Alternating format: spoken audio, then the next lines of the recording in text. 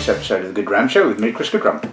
Okay, as you can see, my eviction from my own study was a temporary measure, and we're back, back in the normal place. And firstly, a big thank you to everybody that watched last week's episode of the show, commented, liked, etc., etc. Again, as always, your support is really appreciated, and as is the support of suppliers, distilleries, agents, etc., etc. You know, obviously without their help and support, obviously there wouldn't be a show, and obviously that is the same, or should we say, pertains to today's episode of the show.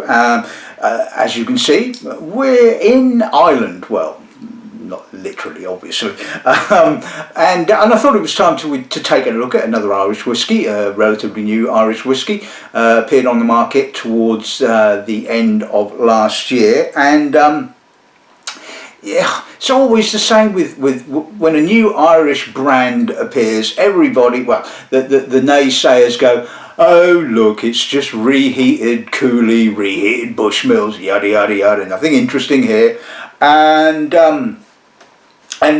practically dismiss the whole thing before they've even actually tasted the stuff. And well, let's be honest here, you know,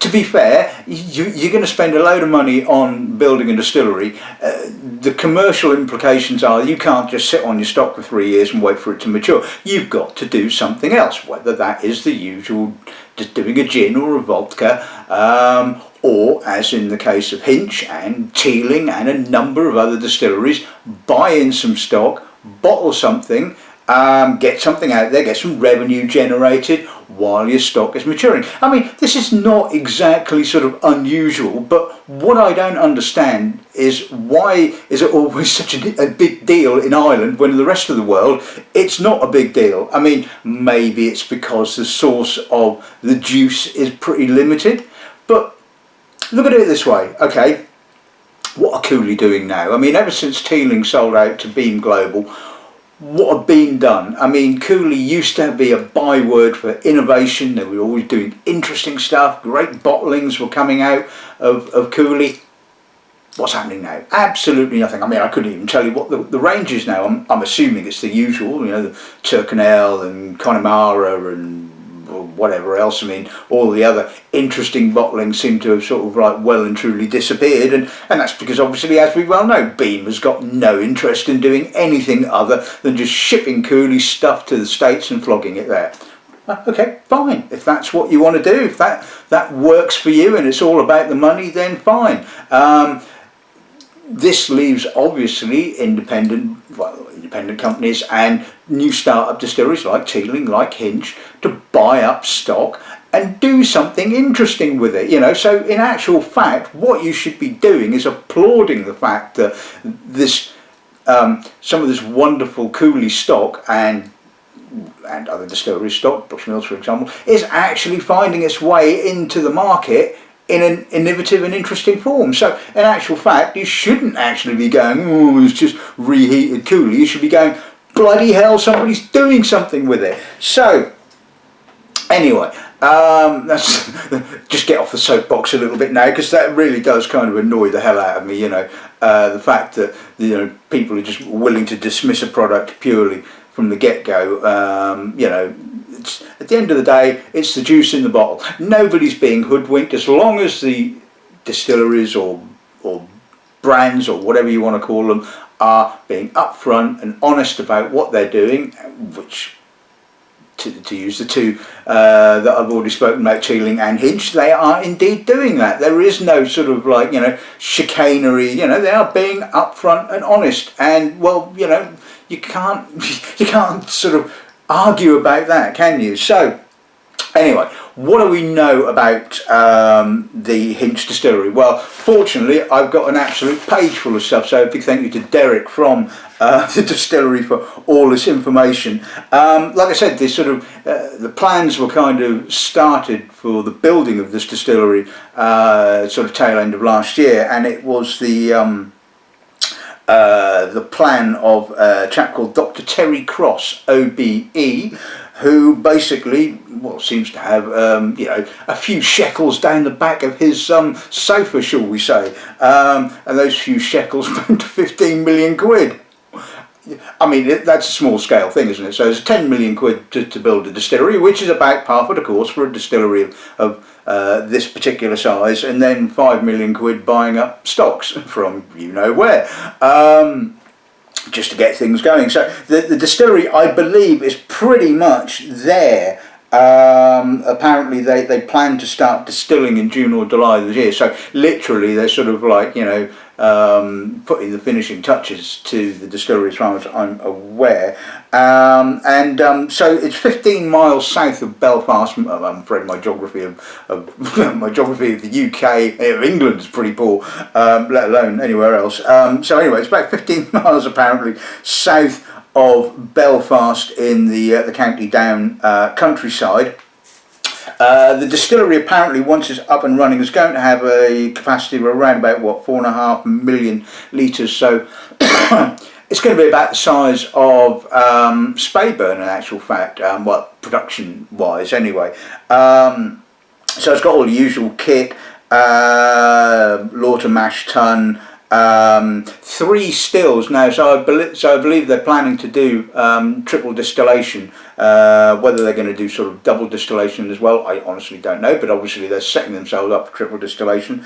So they've got 12,500 litre wash still, 5,500 intermediately still, and a 2,500 litre spirit still. They've also got a gin still, and we have the gin, and this is it. I've given up on doing gin episodes of the show because nobody watches them anymore. And well, I wouldn't bother with a vodka episode of the show. I mean, well, I'd be just talking to the wall as far as I'm concerned, really. So I'm going to squeeze a gin in because they are indeed producing a gin. Well, they're having a gin bottled. I don't actually know where that's being distilled at the moment, but obviously the aim is to eventually distill it themselves. So basically they've bought up a reasonable amount of stock of some good aged stuff. They purchased up to, I believe, sort of 17-18-year-old malt and 8 to 12-year-old grain, which apparently, according to Derek, is pretty much the oldest grain they could get their mitts on in Ireland. So looking to do blends. I'll obviously introduce the range when I get to them. They're apparently sort of really into their blending of their whiskey, and why not? I mean, prices are pretty good. I mean, off the top of my head, I think they're ranging from around about $39.95 up to sort of, I don't know what the 10-year-old is going for. I'm guessing sort of around about the £50 mark. So not too bad. So basically, not a great deal to say. So they're using mainly American oak by the looks of things. There's an interesting bit here at the bottom, which basically says that they've got some of this juice has actually been loaned out to craft brewers, and they'll be finishing in their craft beer. So obviously some interesting stuff down the pipeline. Talking of that, well, not talking of craft, have a look at the website. Nice and well laid out. There's just one bit that's slightly irked, and it's the description. Now, it sort of starts off by saying located just south of Belfast on the grounds of beautiful Killarney estate, yada yada yada. Yep, no problem with that. It's then this bit that really kind of like, the eyeballs roll. With the Hinch Distillery design, we've incorporated many unique elements which will both validate our craft, in commas, credentials, and also position ourselves as key innovators within the Irish whisky category. I mean, oh God, that's horrendous marketing talk. That really is. I mean, do you need that? I mean, I would shoot whoever wrote that, to be honest with you. Alright, I'm being a little bit overly critical, but really there was no need for that. I mean, that was just sort of awful. All you need to basically say is, we're building a purpose-built distillery, we're going to produce, bloody good quality malt, so end of matter, we didn't need all of this inverted commas business on, craft. You are small, I dislike the term anyway, so I was never going to sort of be a big fan of that. And yes, marketing. Anyway, so like I said, so the distillery is going to be kicking off fairly shortly, but they have these products on the market, and including the gin. And well, let's just take a look at the lineup.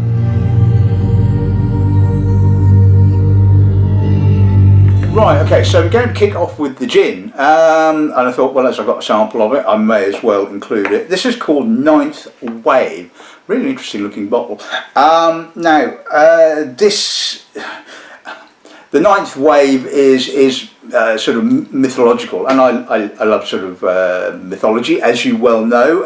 So this is from Irish mythology to do with the sea god Mac Lir, and interesting how the sort of it's all about the gateways to the other world, and it ties in quite nicely with I suppose the Avalon and the Celtic mythology and Glastonbury and all this kind of stuff. All right, so it doesn't have anything to do with the gin, but it's a nice little tale, I suppose, and it's all to do with about the only way you could actually get to the other world was by conquering the Ninth Wave. Which was the greatest of all waves and the barrier that separates the earthly world from the other world, apparently. So, well, you had to be a good surf raider, shall we say, to get in there, and well, just a sort of a bit more of a mythological quote. If you look up "Lucky Leaf and the Longships" by Robert Calvert, you'll understand what I mean by surf raiding. But anyway, so basically it's the whole mythology thing. It's a lovely looking bottle, it has to be said. They've gone to sort of some expense with the design of that. It's won several medals already in the World Gin Awards, I believe, and it is comprised of 9 botanicals, as you would expect. Everything has to sort of link in when you're doing a gin and all that kind of stuff. I mean, obviously, if you're not going to go down the sort of like the route of local botanicals, then you obviously have to have some kind of other tie-in. And so basically what we have here is juniper, coriander, angelica root, orris, cassia bark, lemon verbena, orange peel, cardamom, and grains of paradise. So no weird and wacky botanicals really. They're all pretty much straight down the line stuff. So should be a nice gin. Right, so then we're going to move on to the first bottling. This is a relatively new one. The three of these three all came out sort of tail end of last year, and big thank you to Helen from Mauricia Beverages for the samples for today's episode of the show, by the way. So we're going to kick off, like I said, with the pot still, triple distilled, guessing ex-Cooley stock, looking at it, I believe aged in American oak. Next one we'll be looking at is the small batch blended Irish whiskey. So this is comprised of 3 to 4 year old spirit, apparently, and obviously 8 to 12 year old grain, I would guess. It's 25% malt and 75% grain, so a lot of grain. So the grain is going to be your main focus of this particular bottling. And if you're using really young grain, then well, it ain't going to taste of an awful lot at all in reality. So that's going to be interesting. And like I said, it sort of sits on the shelf at around about sort of $39.95, something like that. So not too bad. Right, then the next bottling we'll be looking at is this one. This is the 5 year old Doublewood. Now, again, I'm assuming probably a combination of ex-Cooley and ex-Bushmills. It is 20% malt and 80% grain. Obviously minimum of 5 years old for the malt, and again I'm guessing the same age, well, the 8 to 12 year old grain component. It spends 4 years, or has matured for 4 years, in ex-bourbon casks, and then spends a further year in ex-virgin American oak. So well, could be interesting, could be a bit heavily oaked. Well, we shall see. Bottling number 3 is the 10-year-old sherry cask finish. Again, this is another blend, so minimum of 10-year-old malt, which also I believe is vatted in with some 17-year-old malt as well. That's been aged in bourbon. The grain, 10 to 11-year-old grain, going into this particular bottling, and then finishes for 6 months in 40-year-old sherry casks, which are sourced from Bodega Garvey apparently. So yeah, 6 months. I mean, as you can see, you know, we're not talking huge gobs of sherry, so it should hopefully be quite nicely balanced. And the final bottling we'll be looking at is a single malt. Apparently they couldn't not to do a single malt, even though they wanted to sort of focus more on Irish blended whiskey. And this is a single peated Irish whiskey, triple distilled, don't know the age. So yeah, that's today's lineup. I think this is going to be hopefully quite an interesting tasting, so let's kick off the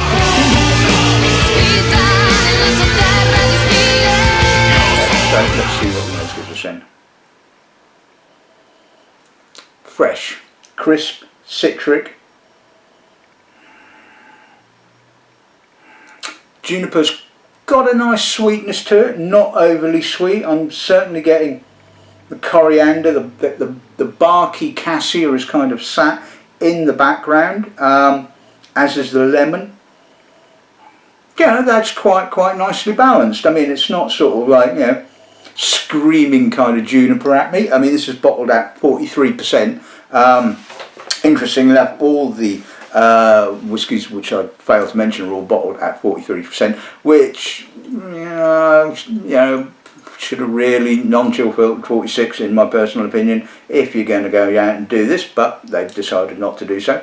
And so it doesn't seem, actually that's quite strong really when you think about it for a gin, 43%. You know, most of the gins are sort of like, you know, clocking in at around about 40, so and of course obviously, as you know, the higher the ABV the more duty, and gin is obviously very price sensitive. But anyway, coming back to the nose, I think that's a really pleasant nose. Lovely, you know, quite harmonious, and yeah, let's see what it smells like.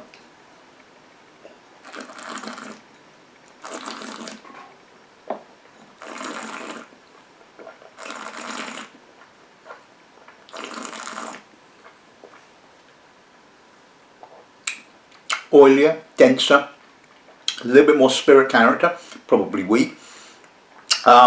Still pleasantly fresh citrus notes, balance up that oiliness. It's not too much spirit character, not too much oiliness. The juniper, I'm getting the cardamom coming through quite strongly in actual fact on the finish, with that slightly sort of greeny, bittery kind of note, which again is all quite balanced. No weird flavours, you know, just a well-made gin in actual fact. So so yeah, that's a nice one to start off with.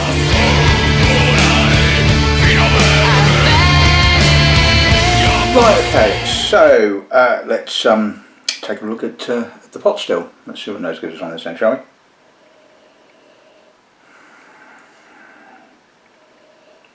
we? It's young. I'm going to say probably too young. There's a little faintiness coming through. Underripe banana, barley. It doesn't scream pot still at me. It's the pot still sort of grippy spiciness is very subtle. Maybe you could argue it just hasn't kind of really developed as yet. There's a little bit of a edge to the, you know, I mean, which is not unpleasant. There's a little bit of sour fruit, possibly rhubarb, a little bit of toffee from the oak, but it's just a bit young for my personal liking. I think really the components, you've used too much of the younger spirit in this. let's see what the palate's like.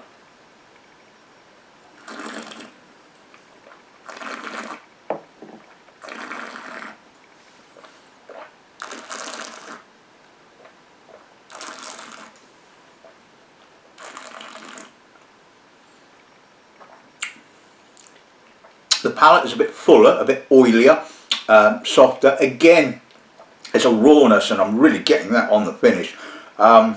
Yes, you can say that that's a pleasant pot still spicy character, but there's a faintiness, there's a raw spirit note, which really kind of comes through on the finish, and it's a little bit too intrusive. And so it kind of makes it feel a bit overly alcoholic and a bit hot, which it isn't, because it's only 43%. So it's basically saying, look, we've not used enough mature malt, or relatively mature malt, to just kind of like, you know, balance that up and give it a little bit more weight. Maybe they're kind of angling for that sort of younger, intense pot still kind of character, but to me, it's just a little bit too young, a little too fainty, and a little bit too raw, and yeah.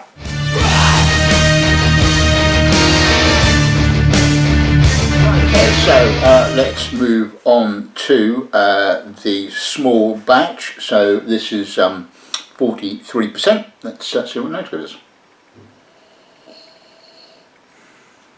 That's nice nose, actually. I mean, considering that's 75% grain, that's got a lovely softness. Although, you know, I'm getting quite a bit of estery fruit. So I mean, it feels to me that the malt component is actually punching well above its weight. So I'm getting that slightly estery, banana-y.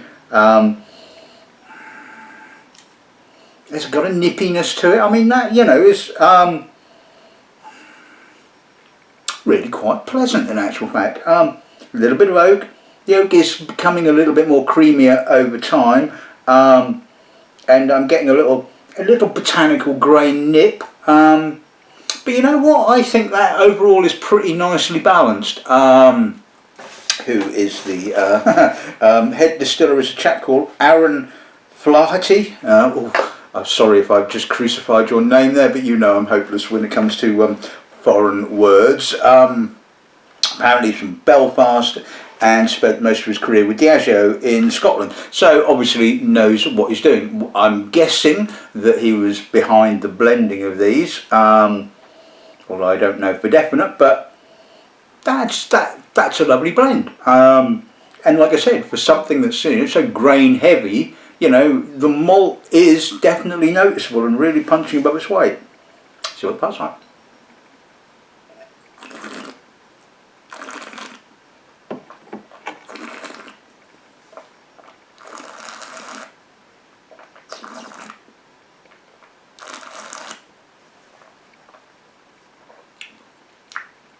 Right, it kind of opens up with the grain, obviously. It's got a softness, a crispness, and it certainly reminds me a little bit of Green Nor, which was the Cooley grain bottling from a few years back.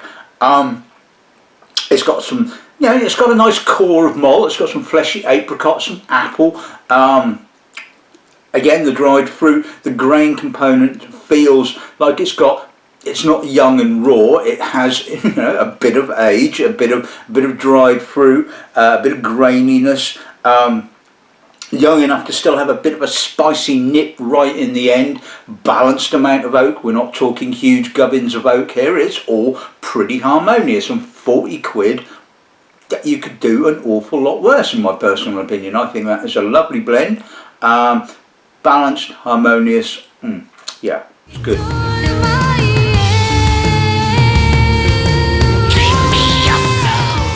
Right, okay, so let's move on to the 5-year-old double wood. So 4 years in bourbon and a year in virgin oak. Let's see what the nose gives us.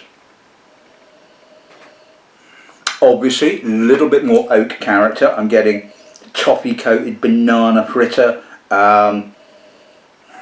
little bit of almost herbal rye-like spice. Grippy but soft new oak tannins, touch of malt, bit of grain, a fair amount of grain in actual fact. Again, it's pretty well balanced. It's got some sweetness, it's got some grippiness, it's got some citric notes. It's, again, you know, really quite well put together. And like I said, although it's predominantly grain, in this instance the new oak is slightly sitting a little bit more forward, so again that is sort of counterbalancing the grainy notes. And the grain has a, you know, again it's not sort of horrendously young. You know, there is some dried fruit notes there, and you know, it's probably indicative of sort of, you know, 8 to 10 year old sort of grain whiskey. Certainly Irish grain whiskey does seem to sort of have a little bit more character earlier on than sort of Scottish grain whiskey. I don't know whether that's down to sort of the production, but certainly sort of, you know, Scottish grain whiskey is sort of 8 to 10 years old, I wouldn't say have quite the relative maturity that this does. Anyway, so yeah, let's see what that's like.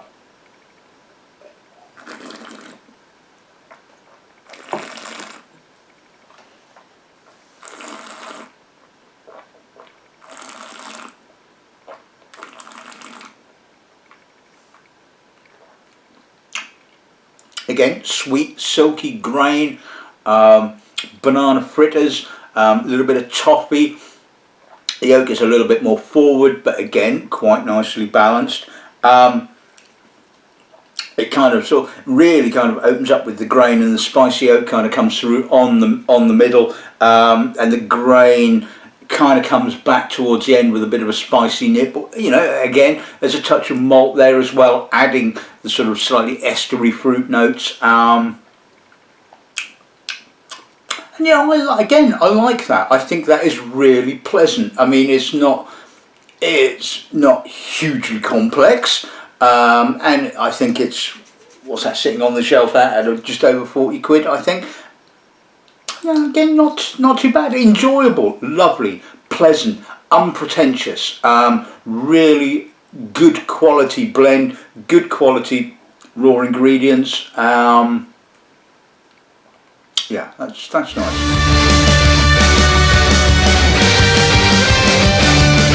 Right, okay, so let's move on to the 10-year-old. So, like I said, this is predominantly 10-year-old malt whisky with a bit of 17-year-old thrown in, and finished with 6 months in ex Oloroso cask. So let's see what the nose is. Obviously shows that maturity. It's a lot more mature than the 5-year-old. It's quite fresh. It's barleyed. There's some wininess. There's a subtle sherry note.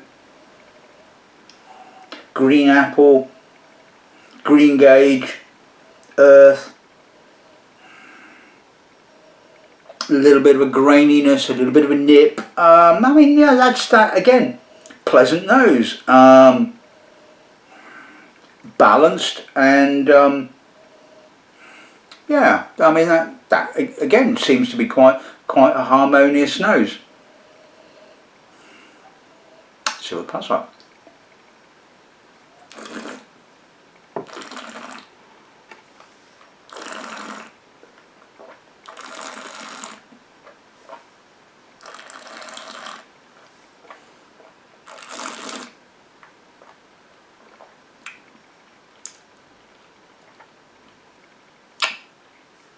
Pluses and minuses to the palate, I think. The biggest minus is that it's a bit watery. It's a bit lacking some power. It should have really been non-chill filtered and bottled at 46%, in my personal opinion. It's a bit, you know, the quality is there. You know, I'm getting, you know, apricot and apple, getting a little delicate sherry note kind of coming through, pleasant pepperiness on the middle, but it's just a bit disconnected. It's a bit sort of, it's a bit, you know, like I said, it's lacking some real intensity. You know, I think Yes, the balance of 6 months in sherry is kind of spot on, got that bit right. It just really needed a little bit more weight, a little bit more intensity, and I think that the chill filtration and the lack of bottling at 46%, I mean maybe even pushing that to 50, I don't know, it's difficult to say when I've not tasted the sort of cask strength raw materials and had the opportunity to play around with them, but to me it just feels like it's lacking something. But you know, that's me. You know, I'm difficult to please.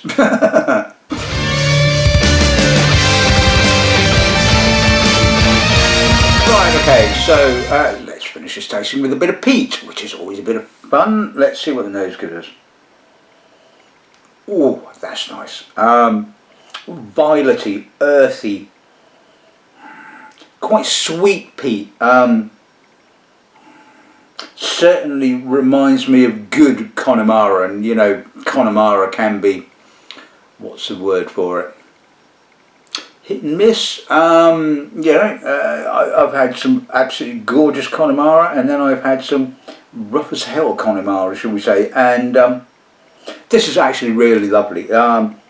It's got a nice balance again. There's banana, apricot, lime, heather, touch of earthiness, clover, menthol, quite herbal, really, I mean that is just a lovely spirit, and you know, it just again goes to show that, you know, the quality of the spirit that's being produced at Cooley, or was being produced at Cooley. I don't know whether it's still the same. I can't imagine that the quality of the spirit has changed. Yeah, it's just, you can't go wrong with it. I mean, you know, and alright, so they've just basically, you know, bought the spirit and maybe sort of matured it for a little while, stuck it in a bottle, but you know, it's just lovely, really nice. Touch of melon possibly. It's just lovely, absolutely gorgeous. Let's see what that's like.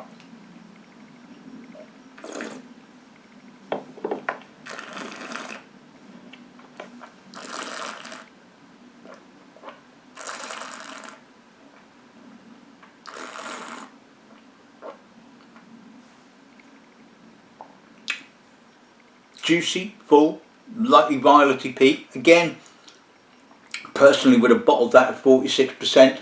I wouldn't say the intensity is lacking, and it's got a pleasant peaty intensity, a subtle peaty intensity, but I would have just gone for a little bit more on that. I would have just sort of bottled that at maybe 46%, just for a little bit more intensity.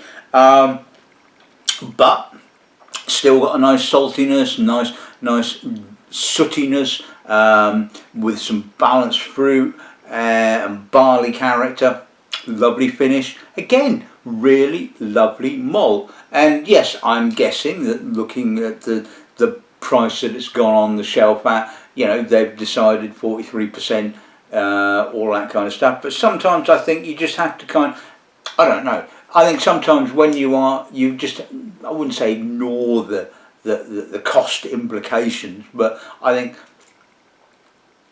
sometimes it appears to me, and certainly with regards to putting together blends, the cost is obviously the paramount, and it's the sort of main focal point, as opposed to making the blend, creating the sort of like, and I'm not saying for a moment that they've compromised on making a lovely whiskey, because the whiskey is really, really good. It's lovely, but I think sometimes, you know, they're obviously looking to make sure that it fits a certain price point, and that's leading the ABV and what have you. And sometimes I think maybe you ought to just say, well, you know, to hell with that, you know, let's basically sort of bottle it at what it's supposed to be bottled at, and then we'll worry about the costs later on. I mean, yes, all right, it's easy for me to say that, you know, it's not my £5 million or £15 million, as the case may be, that's should we say, being invested, and So, you know, I can sit here and sort of pontificate and be critical and say you should have done X, Y, and Z rather than A, B, and C. You know, everybody has to sort of make a decision and do what they're going to do. But I think overall, I think if the spirit that is produced at the Hinch Distillery is anything, you know, along this kind of lines quality wise, then well, you know, that's going to be a damn good whiskey. And so far they're bottling, you know, by and large, pretty damn good stuff.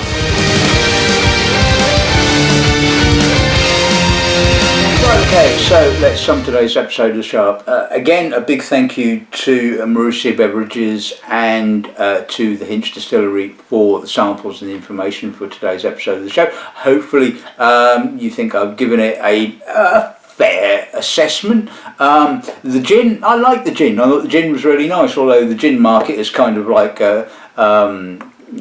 well, it's kind of dropped off the face of the earth, really, hasn't it? Just to be fair, and I think it was kind of one of those kind of fads that's kind of overstayed its well, I wouldn't say overstayed its welcome, but you know, it's kind of lasted longer than some, and thank God we're now selling a bit more rum and anyway. No, that's not to say that there's not some interesting gins around, but it does seem to me that the gin drinkers were a bit sort of like airy fairy, shall we say, and not kind of sticking with it. Anyway, that's by the by. On to the whiskies. Pot still, as I said, bottled. It's too young. Not enough. Well, too much of the faintiness, too much youthfulness, which kind of got in the way of the pot still character. The blend, the small batch blend, really nice, lovely balance for something that's so much skewed towards the grain. The malt really did kind of punch above its weight, and I thought that was really impressive. Likewise with the 5-year-old, again, really pleasant, lovely whiskey, not too overly oaked, really balanced, you know, absolutely spot on. The 10-year-old, like I said, I think that suffered from not being bottled at 46% and being chill filtered. I think that's kind of robbed it of some of the intensity. Not bad whiskey. The raw materials again were really good. I just think that maybe somebody who was thinking maybe more price sensitive orientation rather than what we should really do with that spirit. I don't know, you know, like I said, you know, if I was working for a distillery or an independent bottling company, I'd be going, no, back, no, want more maturity in that, I'm not bottling that, no, I'd probably be a bit like Lorne MacKillop and go, well, yeah, no, I'm not bottling anything this year at all. Well, anyway, and the peated malt as the final bottling, really nice, lovely, youthful, intense. Again, maybe I think that would have been better bottled at 46%, a little bit more intensity, but you know, I've got no issues with where it's at this present moment in time. So yes, hopefully you think I've given these a fair reviewing. Always try and be honest at the end of the day, you know, and you know, the ones that I like are indeed on the shelf in the shop. So I'm putting my money where my mouth is, or well, I'm putting the boss's money where my mouth is, shall we say. Anyway, until next week, good drumming and good afternoon.